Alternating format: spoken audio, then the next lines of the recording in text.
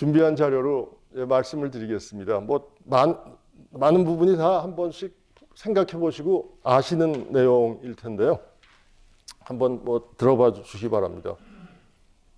지금 같은 상황이 굉장히 이제 어려운 상황이라고들 국가 위기라고 말씀들 하시는데 사실 이런 상황이 19세기에 동아시아에서 펼쳐졌었고 우리나라는 그거보다는 조금 더 늦게 중국하고 일본보다는 조금 더 늦게 닥쳤는데요. 하여튼 이런 상황이 펼쳐졌는데 중국과 일본이 거기에 대응한 방법이 전혀 달랐습니다. 중국은 중체서용이라고 아편전쟁 패한 이후에 중체서용, 다시 말씀드리면 이 중화의 몸은 그대로 유지하되 서양에서 필요한 것만 갖다 쓰자.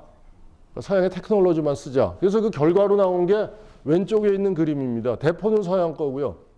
근데 저걸 운영하는 사람들은 그대로 변발을 하고 중국 옷을 그대로 입고 있습니다.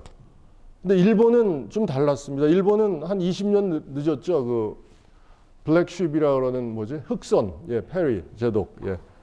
그래서 화혼양제라고 해서 일본의 혼만 빼놓고는 다 바꾸자. 그래서 그 결과로 결국 두 나라가 부딪힌 게 청일전쟁이었고 그 결과 이제 시모노세키 조약을 체결하게 되는데 여기 시모노세키 조약 체결 광경인데 보시면 왼쪽이 일본이고요. 오른쪽이 중국인데 중국은 역시 똑같은 전통 복장인데 일본은 완전히 복장조차 달라지지 않았습니까? 완전히 다 바꾼 겁니다. 그래서 대전환 시대가 왔을 때 완전히 다 바꾼 쪽이 승리하더라. 물론 그 방향이 맞아야 되겠습니다만. 자, 그런데 우리나라는 이제 지금 진짜 위기라고들 얘기하는데 과연 대한민국이 지속 가능한 대한민국이 되려면 어떻게 해야 될까 이제 생각해야 될 시점이 아닌가 싶습니다. 근데 퍼펙트 스톰 말씀들 많이 하시는데 그야말로 여러 개의 삼각 파도가 덮치는 상황이 아닐까 싶습니다. 예를 들어서 세계적으로는 4차 산업혁명, 기후변화, 미국, 중국 갈등, 코로나 그렇고요. 그리고 또 대내적으로는 양극화, 지방소멸, 세대 갈등, 일자리 이런 문제들이 있는데 이거는 원인이 하나 아닌가 싶습니다. 성장 동력이 상실되면서 생기는 그런 갈등. 이거 보통 이 갈등들은 전부 다 내재해 있는 거죠, 사회에. 근데 그게 성장 동력이 상실되면서 점점 증폭되는 거 아닌가. 거기 더해서 진짜 심각한 문제는 인구 절벽입니다. 아무도 아직까지 저기에 대해서 구체적인 대안이라든가 그걸 내놓지 않는데 저거 진짜 재앙적인 그런 문제들입니다. 그래서 이런 문제들이 한꺼번에 닥치고 있고요. 예를 들어서 성장 동력 상실을 한번 보면요. 이건 제가 이공계 그냥 시각이라고 한번 봐주시기 바랍니다. 요 회색이 세계 성장률이고요. 빨간 게 한국 성장률인데 들쭉날쭉합니다만 대략 2000년대 중반 정도부터 세계하고 한국하고 비슷해졌다가 지금은 세계보다 낮습니다. 그때가 우리나라 갈등이 시작된 때가 아닌가.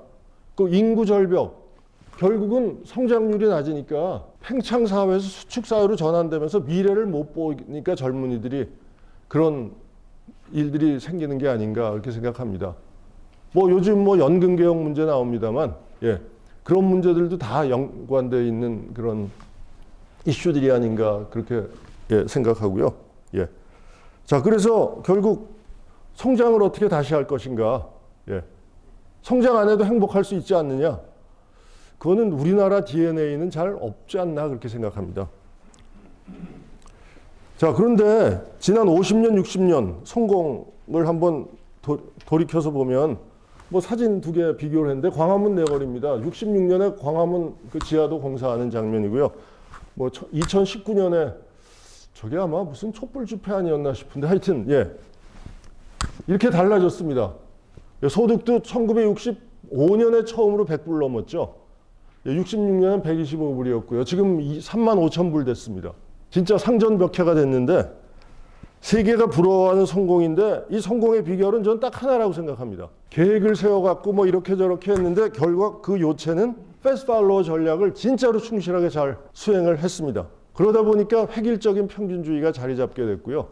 근데 1962년에 경제개발 계획을 본격적으로 시작해서 산업화가 시작되면서 60년 동안 이 원칙은 요만큼도 바뀐 게 없습니다. 계속 이어져 내려왔습니다. 모든 정책이라든가 이런 것들이 전부 여기에 기반해서 돼 왔다고 뭐 조금씩 바꾸려는 노력은 있었죠. 그렇지만 그거는 아주 미세 조정에 불과했고 근본적인 시각은 이거였다고 생각합니다. 그래서 거의 뭐 DNA에 각인될 정도로 우리 사회를 관통하는 그런 키워드가 아닌가 싶은데요. 근데 이제 바뀌어야 되죠. 이게 서울대 경제학부 김세직 교수란 분이 계신데 분석을 했어요. 한국 경제 장기 성장률은 집권하는 정권과 무관하게 5년마다 1%포인트씩 추락하는 중이다. 하고 2014년인가 뭐 그 정도의 논문을 냈습니다. 2015년인가 뭐 그 정도였던 걸로 기억하는데요. 진짜로 그렇습니다. 여기서 진짜 키워드는 두 개인데요. 하나는 정권과 무관합니다. 진보냐 보수냐 서로 막 돌 던지는데 그게 아닙니다. 우리를 관통하고 있는 지금까지의 성공 전략이 이제는 바뀌어야 되는데 그걸 못 바꾸기 때문에 그런 게 아닌가 하는 거고요. 그래서 이대로 가면 암울합니다. 이분이 해석한 건 이겁니다. 결국 마찬가지 얘기예요. 여태까지는 장비 사다가 싸게 만들어서 내다 파는 겁니다. 물적 자본에 의존했는데 앞으로의 성장이 되려면 인적 자본으로 바꿔야 된다. 그것도 모방 인적 자본에서 창조형, 창의형 인적 자본으로 바꿔야 한다는 게 이분의 주문입니다. 결국 패스트 팔로워 전략에서 탈피해서 리딩 이노베이터, 퍼스트 무버로 전환해야 한다는 거죠. 근데 그게 쉬운 일이 아닙니다. 이게 엘리베이터 버튼인데 전 세계에 다녀봐도 이런 형태로 엘리베이터 버튼이 되는데 우리나라밖에 없습니다. 이런 형태가 아니죠. 엘리베이터가 버튼이 이렇게 된 데는 닫힌 버튼만 다 달아 있습니다. 열린 버튼은 새 겁니다. 빨리빨리. 이게 바로 우리의 발목을 잡는 우리가 바꿔야 할 그런 마인드셋이 아닌가 생각을 하고요. 그래서 뭐 패스트 팔로우는 뭐 속도, 관리, 실수가 없어야 되고 이런 키워드들이죠. 괜히 뭐 좀 창의적인 아이디어를 내면 야 뭐 중불나게 이상한 거 내갖고 그르치지 말고 가만히 있어라. 뭐 이런 게 전반적인 분위기가 아니겠습니까? 사회적으로도 거의 그런 분위기고요. 근데 앞으로 우리가 바뀌려면 우리가 금기시했던 발전을 위해서 금기시했던 그런 걸 다 전면에 내세워야 합니다. 여태까지의 전략이 잘못됐다는 게 아닙니다. 여태까지는 그럴 수밖에 없었어요. 우리는 워낙 늦게 시작했으니까. 그렇지만 곤충이 탈바꿈을 하듯이 이제 탈바꿈을 할 때가 되었다 하는 거죠. 근데 탈바꿈을 하려면 성공의 함정, 석세스 트랩에서 벗어나야 됩니다. 그래서 혁신을 해야 됩니다. 근데 아직까지 우리나라는 그렇지가 않습니다. 적합한 예시인지는 모르겠습니다만 문제 일단을 보여주는 거라고 생각하는데요. S&P 500 미국 기업 평균들을 쭉 보면 75년부터 2015년까지 75년에는 유형자산이 83%고 무형자산이 17%였습니다. 근데 2015년에 오면 무형자산이 87이 되고 거꾸로 유형이 13%로 줄어듭니다. 완전히 산업 구조가 다 바뀌었다는 거죠.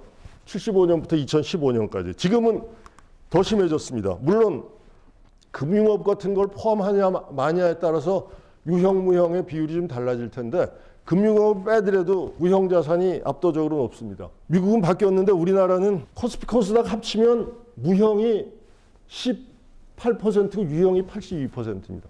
1975년도 미국하고 똑같습니다. 그나마 코스닥이 48대 52로 그걸 조금 다르게 하고 있고요. 코스피를 보면 87대 13입니다.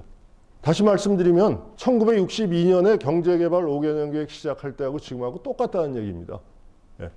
산업 구조가. 여기 S&P 500 아까보다는 조금 난데 금융업 같은 걸 뺀 겁니다. 유형이 조금 더 많아지는 거죠. 자, 우리가 이런 상황인데 근데 뭐 알파고 얘기 있었습니다. 인공지능. 게임 체인저죠. 양자 컴퓨팅. 아직까지는 아주 제한된 범위에서 쓰입니다만 기술이 어떻게 튈지 모릅니다. 그게 되는 날이면 우리나라 대부분 산업들은 거의 끝장납니다. 메타버스. 이것도 아직까지는 여러 수사에 불과합니다만 어떻게 될지 모릅니다. 바이오. mRNA 그전에 들어보셨습니까? 코로나 전에. 기후위기. 우리가 생각지도 못했던 기술들이 필요합니다. 이런 것들이 등장하는 와중에 우리가 옛날 패러다임을 그냥 갖고 간다면 그 결과는 빤합니다. 근데 제가 비교적 최근에 봤는데요. 이 책은 2005년인가 언제 나왔습니다. 이 당시에 조나 레어라고 20대 중반이었던 친구인데요. 베스트셀러가 됐습니다. 미국에서는. 프루스트 was a neuroscientist입니다. 프루스트는 뇌과학자였다. 이게 도대체 말이 되나? 이게 무슨 소린가 하니까 프루스트의 시에는 지금 뇌과학 한 사람들이 찾아낸 기억의 메커니즘이 그대로 다 들어있다는 겁니다. 그럼 프루스트는 어떻게 알았냐? 뇌과학자도 아닌데. 직관적으로 알았죠. 인간의 본성이라든가 이런 걸 관찰하면서. 미국 애들이 이러고 있습니다. 그러니까 여기서 새로운 게 안 나오겠습니까? 근데 우리는 계속 똑같이, 저도 공학이어서 반성하고 있습니다. 기술적인 것만 들여다보고 식만 들여다보고 거기서 조금 해봤자 인크리멘탈하게 조금씩밖에 발전할 수가 없고, 완전히 새로운 거는, 게임 체인저는 만들기가 어려운 거죠. 이건 기후위기인데요. 우리나라가 뭐 기후 악당이라고 뭐 말을 많이 듣습니다만, 우리나라 배출량도 배출량입니다만 추세가 더 문제 아니겠습니까? 그렇죠? 그래서 여기 보시면 대한민국이 1등입니다. 예, 그 다음에 터키고 나머지 우리가 알만한 나라들은 전부 감소 추세로 다 돌아섰습니다. 이걸 어떻게 줄이느냐? 산업 구조가 완전히 바뀌어야 됩니다. 예, 그 수밖에 방법이 없습니다. 지금같이 마구 불 떼서 마구 제품 만들어내는 구조로는 어렵습니다. 부가가치가 높은 제품으로 바뀌어야 되겠죠. 그럼 지금에 우리가 하던 그 방식하고는 전혀 달라져야 하고요. 그래서 혁신이 필요합니다. 예, 혁신 이제 말들은 많이 하는데요. 이 티나 실릭이라고 스탠포드 교수인데, 뭐 혁신의 요소를 이렇게 뭐 다이어그램으로 만들었습니다. 그래서 안에 있는 게 그 내재적인 거고 밖에 있는 게 그 외연을 둘러싸는 게 될 텐데, attitude, 태도죠. 예, 도전 정신입니다. imagination, 창의성이죠. 그리고 knowledge, 물론 지식에 기반돼야 됩니다. 그냥 창의만 하면 안 되죠. 예. 그리고 그걸 둘러싸고 있는 거, 문화라든가 자원이라든가 이런 것들. 다시 말씀드린 생태계가 있어야지 아이디어가 진화하지 않겠습니까? 예, 지금처럼 우리처럼 획일적으로 정부가 딱딱딱딱, 자, 해가 바뀌었으니까 10대 기술 이거요. 이걸 해야 하니까 돈을 줄 테니까 이걸 하시오 하면 글로 쫙 모입니다. 그거 안 하던 사람들도 다 모여요. 그래갖고 1년, 2년 지나고 이게 아닌가 보다. 그럼 또 다시 좀 바꾸고, 이런 식으로 가서는 안 되는 거죠. 그래서 진짜 필요한 거는 도전정신, 창의성, 인적 자원과 관련된 거고, 그거를 밀어주는 생태계가 필요합니다. 저는 그걸 이렇게 뭉치면 한 가지 혹은 두 가지 키워드라고 생각하는데요. fast follow 시대가 끝나야 된다. 뭐 말씀들 많이 하시죠. 그리고 또 하나는 우리가 획일화를 계속 지향해 왔는데 그게 아니라 이제 다양화로 가야 된다. 다시 말씀드리면 평균 시대를 끝내야 된다 하는 겁니다. 근데 우리는 알게 모르게 거의 모든 거를 재단할 때 평균적으로 많이 들여다보죠. 대표적인 게 교육입니다만 조금 이따 말씀드리겠습니다. 요거 보신 적 있으신가요? 예, 요게 누구 사진이냐면 프랭클린 루즈벨트 2차 대전을 승리를 이끈 미국 대통령 4살 때인가 뭐 몇 살 때 사진입니다. 여자 머리에 여자 옷을 입고 있잖아요. 근데 이때는 1800년대 말엔 이게 정상이었습니다. 그렇다고 합니다. 근데 우리의 고정관념으로 보면 이건 말이 안 되잖아요. 이건 여자애 아닙니까? 올 때 갈 데 없이. 아인슈타인이 이런 얘기를 했습니다. 인세니티, 미친 짓이란 것은 doing the same thing over and over. 같은 일을 계속 반복하는 겁니다. 그리고 다른 결과가 혹시라도 나오지 않을까. 최근에 적어도 한 1, 20년은 우리가 이런 짓을 계속 한 게 아닌가. 근본적인 건 안 고치고 그냥 조금씩 하면서 완전히 다른 결과가 나오지 않을까. 새로운 성장 동력이 창출되지 않을까. 뭐 이런 일을 계속 한 게 아닌가. 그렇게 생각합니다. 근데 아인슈타인이 얘기한 거를 조금 더 보면요. 자, 이런 일을 하는 게 미친 짓이다가 아닙니다. 미친 짓이란 것은 이거다입니다. 훨씬 더 강력한 메시지죠. 그리고 또 하나 아주 좋은 말이 있는데, 이게 하버드대 교수가 얘기한 건데요. 배움에 있어서 가장 어려운 일은 새로운 생각을 받아들이는 것이 아니라 가지고 있던 생각을 버리는 것이다. 이거 진짜 저희가 귀담아 들어야 될, 그리고 우리 마에스트로께서 진짜 귀담아서 듣고 생각해 봐야 될 그런 말이 아닌가 그렇게 생각합니다. 뭐 제가 두 가지 질문만 드리겠습니다. 애플이 제조업 회사인가요? 저 포춘 500에도 3위입니다. 엄청나게 큰 회사인데, 애플은 미국 국내에서 핸드폰을 단 한 대도 만들지 않습니다. 그렇지만 그 제품을 팔아서, 혹은 더 나아가서 그 생태계를 이용해서 저렇게 돈을 벌고 있죠. 그리고 또 스타벅스는 커피 전문점입니까? 제가 진짜 맛있는 커피를 만들면 스타벅스를 이길 수 있을까요? 이 젊은 친구들은 스타벅스는 도서관입니다. 커피는 구실에 불과합니다. 그냥 문화죠. 예. 그래서 생각의 틀을 바꿔야 할 텐데요. 교육 말씀 잠깐 드리겠습니다. 왜냐하면 뭐 산업, 과학기술 암만 얘기해봤자 사람이 하는 겁니다. 인재가 있어야죠. 자, 이게 통치도 곡선인데요. 어느 게 더 우수한 학생이라고 생각하세요? 시점에 따라 다르겠죠. 그렇죠? 자, 초등학교 들어갈 때 빨간 게 압도적으로 우수합니다. 예, 선행교육 시키는 이유죠. 자, 고등학교 졸업하고 수능 보기 직전에 역시 빨간 게 우수합니다. 근데 사회가 필요한 거는 초등학생이나 고등학교 3학년이 아니지 않습니까? 그렇죠? 여기죠. 통계에 의하면 적어도 20%에서 30%의 학생들은 빨간 선을 따른다고 합니다. 우리는 평균의 시대에 살면서 20% 내지 30%는 그냥 버리는 겁니다. 하나만 더 보여드리겠습니다. IQ 높은 아이가 더 성공한다? 보십시오 한번. 빨간 거하고 파란 거하고 보면 똑같이 IQ 103 평균입니다. 근데 IQ를 측정하는 요소는 굉장히 많거든요. 들쭉날쭉합니다. 어떤 건 얘가 잘하고 어떤 건 제가 잘하고. 예, 예를 들어서 파란 애는 공통점 찾기를 굉장히 잘합니다. 빨간 애는 상징 기호 찾기를 굉장히 잘합니다. 그럼 우리 사회가 지향해야 될 점은 잘하는 것만 더 발전시킬 수 있도록. 다시 말씀드리면 인력 활용을 평균 103으로 할 게 아니라 평균 150이 되도록 활용을 할 수 있다는 거죠. 그런 예를 우리는 저 문화 부문에서 지금 보고 있지 않습니까? 오징어 게임, BTS 뭐 하여튼 예. 요 그림 아마 많이들 다 보셨을 텐데요. 1965년에 만화가 2000년이 되면 35년 후에 세상은 어떻게 달라질까 하고 그린 건데 제가 예전에 이걸 우연히 찾아갖고 막 퍼뜨리기 시작을 했는데요. 여기 보시면요. 한 10개 정도의 아이템이 나오는데 다 이루어졌습니다. 저 달나라로 수학여행 가는 거 하나 빼놓고요. 근데 뭐 저것도 돈만 많으면 거의 예. 뭐 로봇 청소기, 집에서 치료받고 소형 TV 전화기. 1960년 5년도에 만화가의 위상은 제가 그 초등학교 때 만화 그리는 걸 좋아해서 혼자 종이에다 막 만화 그리고 있다가 저희 어머니한테 등짝 맞은 적이 여러 번이었거든요. 너 앞으로 뭐가 되려고 그러냐. 예. 너 공부 안 하면 이런 거나 그리는 사람 된다. 이거 아니었겠습니까? 그렇죠?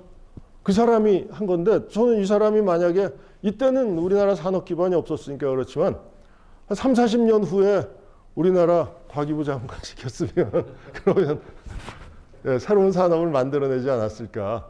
예. 바로 이런 공상을 시켜야 됩니다.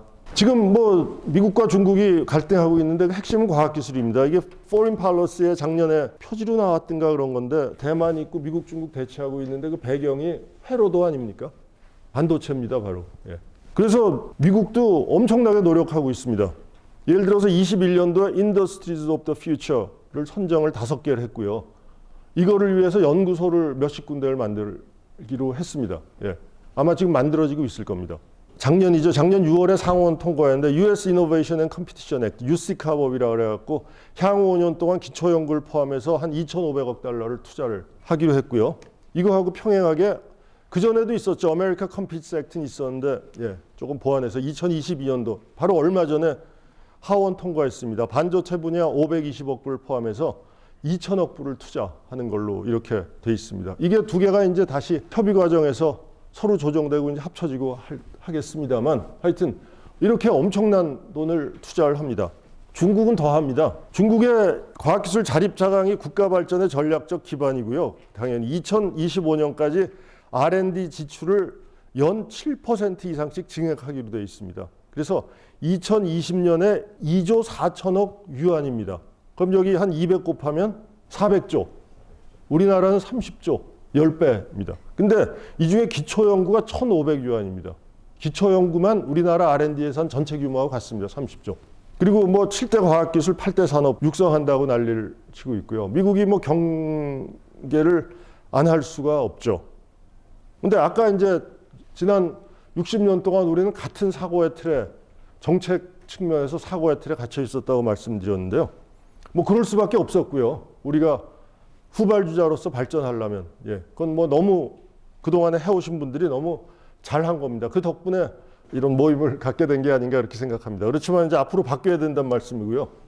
어떻게 바뀌어야 되냐 하면 헌법 127조 1항이 아마 그 87년도 그때 헌법 개정할 때 들어간 것 같은데 그 전에 그 생각하시는 걸 이때 집어넣은 게 아닌가 싶습니다. 국가는 과학기술의 혁신과 정보 및 인력의 개발을 통하여 국민 경제의 발전에 노력하여야 한다. 예. 다시 말씀드리면 자, 경제 발전해야 됩니다. 그 경제 발전을 맞추기 위해서 산업 정책이 마련됩니다. 그 산업 정책을 뒷받침하기 위해서 과학기술 이런 거 해라. 이렇게 되는 거죠. 여태까지 이렇게 왔었습니다. 예. 전형적인 패스트 팔로워 전략이죠. 근데 이제는 좀 바뀌어야 된다 하는 겁니다. 왜냐하면 과학기술, 기후변화 같은 건 과학기술 그 자체, 미세먼지도 그렇고요. 경제에 엄청난 영향을 미치지만 과학기술 그 자체로서 굉장히 중요하고요. 또 새로운 게임 체인저가 나오니까 그게 바로 새로운 산업을 만들어냅니다. 그러니까 과학기술이 산업정책의 하부 구조로만 머물러 있어서는 창의적인 게 나오기 어렵습니다. 이렇게 삼각관계를 이루어야 할 거고요. 그러려면 두 경로를 같이 유지를 해야 됩니다. 지금까지 해오던 산업정책과 연결된 이런 것도 해야 되지만 과학기술에서 새로운 게 나와서 산업으로 투입되는 이 두 가지 경로를 같이 해야 되고 국가 자원도 적절한 배분을 통해서 8대2가 되든 7대3이 되든 두 갈래 어프로치를 해야 됩니다. 근데 지금 우리는 그게 아니죠. 심지어는 산업부 과제하고 과기부 과제하고 과제 관리 시스템을 통합하려는 그런 시도까지 있습니다. 그러니까 이거는 잘 맞지 않죠. 첫 번째 어프로치죠. 20, 30년 전에는 맞는 어프로치였습니다. 예. 근데 이제는 좀 달라져야 한다는 그런 말씀입니다. 그리고 우리가 레퍼런스 삼을 그런 예들은 많은데요. 그 중에 하나만 말씀드리겠습니다. 아폴로 계획인데요. 57년에 소련이 스푸트니크를 발사를 했습니다. 그래서 뭐 미국에서 난리가 났죠. 그걸 소위 스푸트니크 크라이시스라고 하는데요. 그래서 과학기술에 대해서 이제 엄청난 투자를 하기 시작했습니다. 그래서 지금 달파의 전신이 설립이 됐고요. 58년에 막바로 59년에 NSF 예산이 획기적으로 증액이 됐습니다. 5천만 불에서 1억 3,300만 불로 한 해 사이에 거의 3배가 늘었습니다. 우주선 만들어라 하는 거죠. 그래서 열심히 노력했는데 어떤 영화에서 제가 봤는데 계속 미국이 끌려갔습니다. 그래서 가가린이 61년에 궤도에 사람으로서는 최초로 진입을 하지 않았습니까? 미국은 계속 실패하고 있었어요. 그래서 62년에야 겨우 제가 어렸을 때 글렌 중령이라고 그랬던 것 같은데 우정 7호라고 그랬던 것 같은데 보니까 프렌드십 7호더라고요. 그래갖고 유인 궤도 진입에 겨우 성공했습니다. 근데 케네디가 이때 완전히 국면을 전환하기 위해서 사람을 60년대 말까지 달에 보내서 무사히 살려서 데려오겠다는 걸 천명을 했습니다. 62년도에 라이스 대학에서 한 연설이 굉장히 유명한데요. 하여튼 그래서 그때 과학기술계에서는 전부 이 대통령이 드디어 재성전이 아닌가. 이게 뭐 될 소리를 해야지 이게 말이 되는 소리를 하는가. 그랬는데 잘 아시다시피 69년도 7월에 달에 착륙했습니다. 그래서 이 아폴로 계획이 어떻게 이렇게 대성공을 거둘 수 있었는가에 대해서 정책적인 측면에서 아마 연구들을 굉장히 많이 하고 거기서 좋은 사례들을 따서 여러 군데 적용을 하고 하는 걸로 알고 있습니다. 책도 많이 나왔습니다. 성공의 비결이 3가지인 것 같은데요. 첫 번째, 미션을 확실하게 제시를 했습니다. 리더가, 국가의 리더가. 라이스 대학에서 연설하면서 우리는 달에 가기로 했다. 그게 쉬운 일이라서 하는 게 아니라 진짜로 어려운 일이기 때문에 우리는 도전해볼 가치가 있다 하고 선언을 했습니다. 거기서 이제 지금처럼 우리나라처럼 그럼 달에 가려면 몇 년까지는 뭐 하고 몇 년까지 뭐 하니까 요거 해서 요거 해라 하고 딱 했으면 정부가 일일이 다 찍어서 예산까지 배분했으면 절대로 60년대 후반까지 못 갔겠죠. 나사에다가 모든 권한을 다 위임했습니다. 예산 편성은 물론이고요. 완전히 독자적인 조직, 그 다음에 임기 보장. 지금처럼 정권 바뀌면서 계속 갈아치우고 하는 거 없었습니다. 계속 갔습니다. 그리고 나사는 나사대로 중앙 집중형 관리가 아니라 분산형 관리를 했습니다. 다시 말해서 창의적인 생태계를 만든 거죠. 그 다음에 실패를 눈 감아줬습니다. 아예 실패를 가정을 하고 들어갔습니다. 왜냐하면 2-3개 모델을 한꺼번에 발사를 해서 그중에 성공하는 걸로 가고 또 2-3개에서 성공하는 걸로 하고 이렇게 했으니까요. 그래서 그러면 달에 가고 그걸로 끝이냐? 그렇지 않습니다. 여기서 나온 엄청난 혁신들이 미국 경제를 일으키는데 굉장히 중요한 역할을 했습니다. 소위 문샷 프로젝트의 비용보다 훨씬 더 많이 뽑았다고들 얘기를 합니다.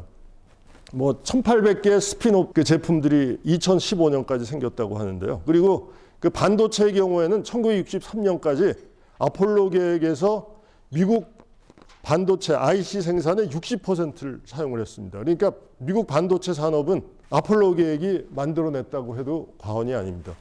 그래서 이 명맥이 그대로 유지된 것 중에 하나가 아마 달파가 아닌가 싶은데요. 달파 얘기도 요새 그 많이 스터디를 하지 않습니까? 달파 하면 뭐 자율주행부터 시작해갖고 mRNA, 아스트라제네카도 아마 달파 지원을 받은 걸로 알고 모더나도 달파 지원을 받았죠. 그래서 달파는 철저하게 미션 오리엔티드 프로젝트, 임무지향적 프로젝트를 추진함으로써 인재 영입을 할 수 있었습니다. 왜냐하면 월급을 많이 줄 수가 없지 않습니까? 그럼에도 불구하고 사명감에 불타는 젊은 사람들이 이거는 내가 한번 진짜 도전해보자 하고 들어온 겁니다. 그러려면 자율성을 줘야 되죠. 실패해도 눈 감아줘야죠. 그래서 성공을 하면 그 친구들은 민간으로 가서 그 다음이 커리어가 보장이 됩니다. 10배, 20배 연봉 받으면서 갈 수 있습니다. 달파 과제 성공률은 5%, 10%밖에 안 됩니다. 우리나라에서 만약 5%, 10% 하면 국회에 뭐 감사원 해갖고 난리가 나지 않겠습니까? 그렇지만 우리나라 R&D에 제 생각 우리나라 R&D 규모의 20, 30%는 이렇게 가야 된다고 생각합니다. 그래서 그걸 막아줄 사람은 마에스트로 한 사람밖에 없습니다.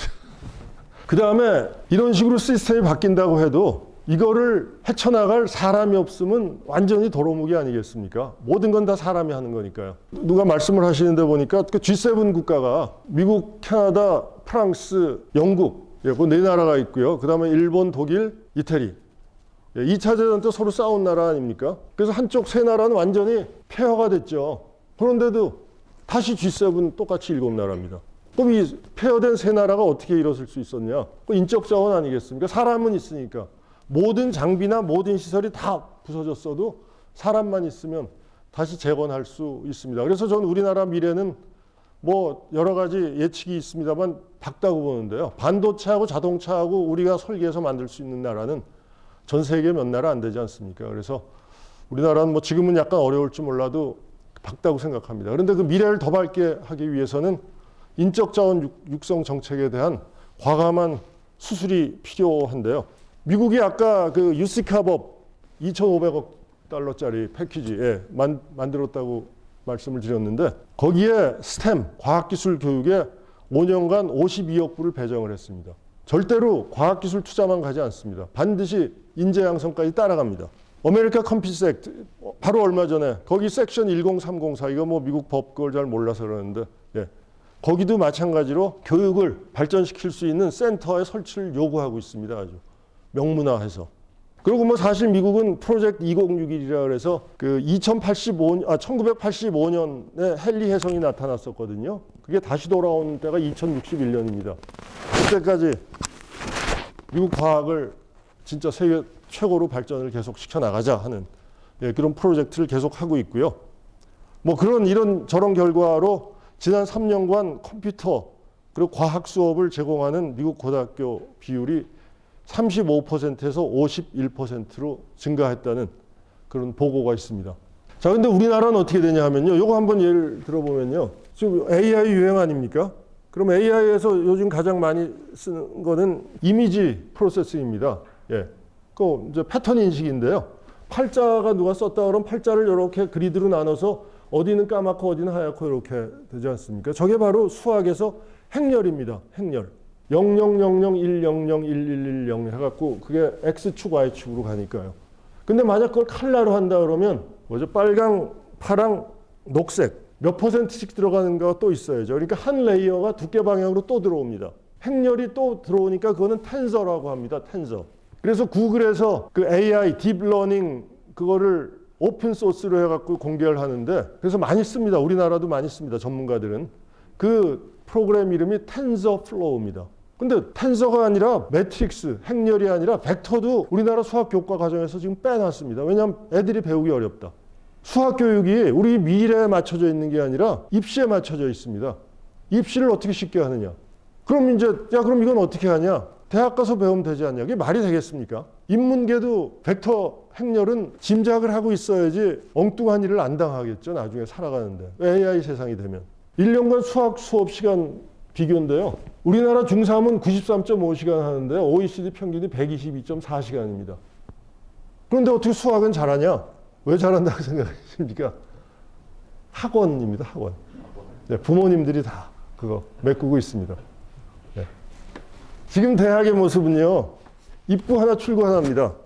고등학교 졸업하고 들어오면 4년 동안 지나면 딱 나갑니다. 지금 100세 시대인데 이 모델이 일단 말이 안 되죠. 이거 100년도 넘은 모델입니다. 이렇게 교육을 시키고요. 자, 2학기 해서 4년 합니다. 그리고 130학점 합니다. 그리고 한 과목은 3시간. 그래서 16주 동안 가르칩니다. 자, 지식의 양이 지난 100년 동안 얼마나 달라지고 얼마나 늘었는데 이런 포맷으로 재단을 똑같이 해놓습니다. 이게 말이 되겠습니까? 조금 더 극단적으로 말씀을 드리면요. 극단적으로 말씀드리면 대학 졸업장은 지난 4년 동안 등록금을 착실히 8번 다 잘 냈는가 하는 데 대한 영수증입니다. 자, 그런데 기업들은 이미 온라인 교육으로 많이 돌아섰습니다. 미국 대학들도 발빠르게 움직이고 있습니다. 퍼듀면 명문입니다. 비교적 최근에 저 온라인 교육 매체를 인수를 해갖고 퍼듀 글로벌이라는 회사를 발족을 했습니다. 조지아 텍, 진작부터 컴퓨터 사이언스에서 완전히 온라인으로 그 석사 학위를 주고 있고요. 펜스테이트, 펜실베니아 주립대학 월드 캠퍼스, 뭐 이거 말고도 뭐 많습니다. 그래서 US 뉴스 앤 월드 리포트에서는 대학 랭킹 매기지 않습니까? 온라인 대학 랭킹도 매깁니다. 이제는. 그만큼 일반화됐다는 겁니다. 353개가 랭킹에 들어 있습니다. 자, 지금 MIT나 하버드 같은 데서 그래도 최소한의 그걸 지키고 있기 때문에 가만히 있죠. 그리고 워낙 돈이 많으니까. 그렇지만 거기도 조금 쪼들린다? 그러면 온라인으로 가면 우리나라 서울대학교인들 살아남을 수 있겠습니까? 3년 동안 온라인으로 배우고 1년만 와서 직접 와서 뭐 토론식 수업하고 그러고 졸업장 줄게 하면 그러면 우리나라 대학들은 안 그래도 지금 굉장히 어려운데요. 지방에 있는 특히 사립대학들은 뭐 최고의 관심사가 신입생 모집입니다. 지금 뭐 저희 서울에 생각하는 것보다 훨씬 더 상황이 심각한 거를 뭐 들어서 잘 알고 있습니다. 근데 우리나라 전국적으로 그런 일들이 생길 수 있고요. 그리고 또 새로운 방식은 이미 많이 실험되고 있습니다. 뭐 올린 컬리지, 에콜 42, 미네르바 스쿨, 태세대학이라고 우리나라에서도 생기죠. 스튜디오 스쿨, 그 다음에 아울리라고 오픈 월 러닝 커뮤니티, 유니버시티 오브 애리조나에서 새로운 시도를 하고 있고 IGS 괴팅겐이라고 독일에서도 하고 점점점 무지 많습니다. 이런 여러 가지 시도들이 지금 막 일어나고 있거든요. 근데 우리는 아직도 대학은 이러고 있습니다. 자, 코로나가 끝나면 다시 온라인에서 대면 수업으로 돌아간다. 그게 저는 굉장히 좀 어떻게 보면 좀 무섭거든요. 코로나에서 2년 해갖고 온라인을 했으면 거기서 발전시켜서 다른 방식의 수업으로 돌아간다 그러면 온라인을 포함해서 그러면 좋습니다. 근데 다시 그대로 대면으로 돌아가는 겁니다. 이렇게. 그래서 앞으로 미래 교육 시스템이 이렇게 바뀌어야 된다. 입출구가 하나가 아니라 평생교육입니다. 아무 때나 들어오고 아무 때나 나가고. 지금 평생교육센터 있습니다만 그거는 진정한 의미의 그게 아니죠. 그러니까 제가 고등학교 나와서 일하다가 30살이 돼서 난 좀 더 필요해. 그러면 정식으로 입학할 수 있어야 합니다. 지금처럼 수능 하나만 해서는 안 됩니다. 그거는 그 정부, 교육부가 과감하게 풀어야 되고요. 그래서 교육부 무용론이 나오고 교육부 없어야 된다는 말이 그래서 나오는 게 아닌가 싶은데요. 수업도 이렇게 자유롭게 하고요. 그리고 거꾸로 교실, 그러니까 토론 위주가 돼야 됩니다. 컨텐츠는 온라인에 무지 많거든요. 학생들 보고 그거 미리 좀 배워서 교수하고는 토론하자. 이런 식으로 이제 바뀌어야 될 거고요. 그 다음에 졸업장은 아까 영수증이라고 제가 말씀드렸잖아요. 그게 아니라 서티피켓. 다시 말씀드리면 자, 삼성전자에서 AI 관련 직원을 뽑는데 이 직원은 이런 과목을 들어야 된다. 몇 시간. 그러면 거기에 대해서 각각 서티피켓을 따서 그걸 제출하면 그걸로 만족이 되는 그런 시스템으로 상당 부분은 바뀌어야 합니다. 물론 인문학 같은 건 다른 문제가 되겠습니다만 우리나라에선 특히 과학기술 관련해서 좀 관심을 가져야 되고요. 지금 미국보다도 훨씬 더 과학기술 관련해서 관심을 가지고 있지 않습니다. 미국은 그러니까 STEM 에듀케이션, 과학기술 교육에 대해서 스트래티직 플랜을 5년마다 한 번씩 만들어서 제출하게 돼 있고요. 지난 게 2018년 12월에 만들어졌었고 이게 그 미션, 비전 해갖고 액션 아이템들 해갖고 이런 식으로 해서 저걸 실행하고 있습니다. 그리고 대통령 직속으로 코스템이라고 있고요. 그 스템 교육의 정부의 최상위 기구고 그 다음에 저 FC 스템이라고 또 기구가 있습니다. 그래서 이런 여러 가지 기구들이 서로 조율하면서 과학기술 인재 양성 정책을 집행해 나가고 있습니다. 자, 그래서 이 마지막 슬라이드인데요. 결국 뭐 다들 느끼시겠습니다만 대전환의 시대입니다. 그리고 새로운 사회로 우리는 진입을 해야 됩니다. 우리는 아직도 멘탈은 100불 사회로 생각을 하고 있는데 우리는 35,000불 사회 국가입니다. 세계 10위 경제대국입니다. 그러려면 과학기술하고 인재 양성에 대한 비전을 확실하게 갖고 있어야 되고, 그거보다 어떤 의미에서 더 중요한 거는 유연한 사고, 그리고 공감 능력이 있어야 되는 그런 마치 오케스트라 지휘자와 같은 그런 생각을 가지고 나라를 이끌어 나가야 하지 않을까 이렇게 생각합니다. 그래서 이게 또 근사록에 나오는 건데요. 이게 제가 너무 좋아하는 글귀라서, 군자의 배움은 반드시 매일 새로워져야 하느니 매일 새로워지는 사람은 매일 앞으로 진보할 것이다 하는 게 첫 번째 줄일 거고요. 두 번째 줄은 매일 새로워지지 않는 사람은 반드시 매일 퇴보할 것이니, 그 다음이 중요합니다. 미유 불진이 불태자라. 앞으로 나아가지도 않는데 퇴보하지 않는 사람 없다. 다시 말씀드리면 현상유지라는 건 생각도 하지도 마라 하는 거죠. 지금 좋은데 뭐 지금 이렇게, 그럼 퇴보하는 겁니다. 그래서 성장이 중요한 겁니다. 성장을 뭐 죄악시하는 그런 사회 분위기도 있는데, 성장이 없으면 우리는 그냥 짜그러들고 말지 않을까 그렇게 생각합니다. 네, 경청해 주셔서 감사합니다.